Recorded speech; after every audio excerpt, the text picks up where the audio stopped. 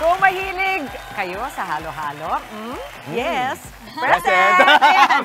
Ito, sigurado magugustuhan nyo rin ang Korean counterpart nito. Alam nyo na yan, di ba? Anong tawag? Bingsu! At para ipatikim ang iconic dessert from South Korea, kasama natin ngayon ang owner ng Mr. Bingsu, si Ivy Miranda. Good morning, Ivy! Mr. Bingsu!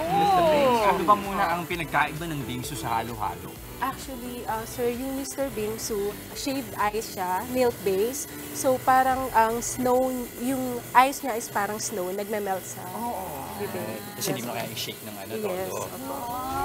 Parang melts in your mouth talaga. Yes. Diba? Iba sa halo-halo. Yes. Parang iba yung experience. Bingsu is halo-halo in Korea. Galing po kasi ang machine natin sa Korea. Ivy, ano yung mga flavors na available sa inyo? Mango Graham, yun ang yung special. ano mo, Yes, yes, please. Yes. Ay, Ano, kuha na ba tayo? Mango Graham Excited na cup si Mami. and chocolate para sa mga bata. That's me. Para sa mga bata. Ako yung Okay. Ito na Chocolate ginagawa ni sinis. ate. And then, meron din kaming strawberry, citron, medyo maasim siya. Okay. And then, caramel. Caramel. Then, meron din kaming pat bingsu. Yun yung may red beans. Yan na. Oh, ito Yes, yun, ito. Yes po, galing din siya. Galing din siya sa Korea. Ang hirap naman mamili kung alin. Ito yung akin, sorry na lang. Ay, wow! Ayun na yun. Akala ko display lang yan. Ayun yung Pero anong pinakamaganda Joke lang, sa ito, inyo? Mango Graham, May sir. iba din mga Pinoy talaga eh, no? Yes. Mango Display? talaga. Oo, Ivy, meron dalawang sizes, ano? Yes. So, kung gusto mo nga, bumalik ka ng tatlong small. Iba-ibang Pero ang flavor. big natin is for sharing na. Oh, for sharing. yes. Kung gusto mo. Oo, Medyo yan malaki. pwede pala tayo Depende mag-share. siguro sa takaw yan. Sa Kasi appetite kung mo sa rin, amin, no? Baka parang isahan pwede lang na yan. isahan. Yes. Miss Ivy, kwentuhan mo naman kami, paano ka nagsimula dito sa Mr. Bingsu? Actually, hindi po ako yung owner, Okay. pero part po ako ng business. Ang founder po natin is Sir Mario Villasan.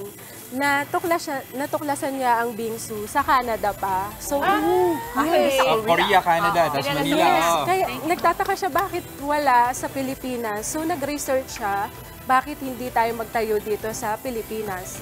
So, bumili siya agad ng 5 machine Oo. noong February 2023. And then, nag-open na agad kami noong April. Okay, sorry, Miss Ivy, natatawa kasi yung kot-kot queen namin. Talagang Nauna na doon eh. Oo. Takam na takam na ako kasi nung Ito po yung pinag-uusapan- toppings natin. Mapigilan. Oo. Ayan, For sharing. Patutunayan natin ang for sharing. So, for sharing, pero hindi ako nag-share. Oo nga, nag-aantay ako mag-open. so magkano ba ang price point ng ating mga bingsu? Actually, ang pinakamahal namin is 170. Good for tuna siya. Good for tuna, sharing. Yes, ang pinakamura namin is 90.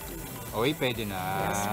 Saka may coolers pa sila, oh. Yes, Hindi lang yung para mga sa nakasanay mga nating bingsu. bata. Para sa mga bata. siya. Ano-ano mga flavors ng meron ng coolers?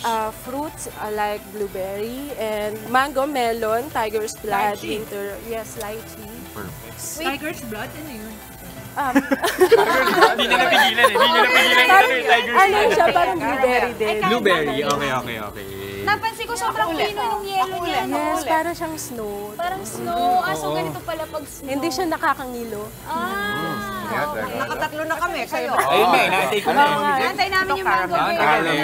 Pero eto, saan ba nila kayo mahanap para sa mga kapatid natin na syempre maghahanap ng refreshment or para sa papalapit na summer? Meron kami sa Nueva Ecija. Doon yung Uy. first branch namin sa SM Cabanatuan. Pero meron na din kami dito sa SM North. Wow. Yes, Mula sabihin ko lang napaka-rich. Itong cream, yung caramel. Okay. Bayuan na ako ng Okay na, kutsara. asan na ba? Asan na ba? Masaya po ba yung favorite ko, Ivy?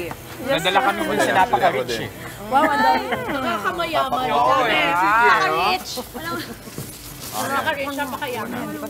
Alright, maraming salamat sa inyo. Ivy ng Mr. Bingsu. Again, sa mga kapatid natin. Hanapin nyo sila sa Nueva Ecija at isa sa North EDSA. Okay. Mga kapatid, Justin Quirino po. Masayang kwentuhan at makapulahang informasyon ang hatid namin tuwing umaga. Kaya mag-subscribe na at mag-follow sa social media pages ng News 5.